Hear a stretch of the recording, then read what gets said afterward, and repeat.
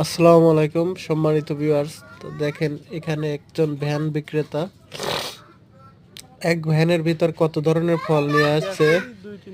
এই ফল হচ্ছে ড্রাগন ফল আছে, এখানে আরো আছে আছে বিভিন্ন ড্রাগন ফল। দেখেন ড্রাগন ফল, নটকোন, আরো অনেক কিছু আছে।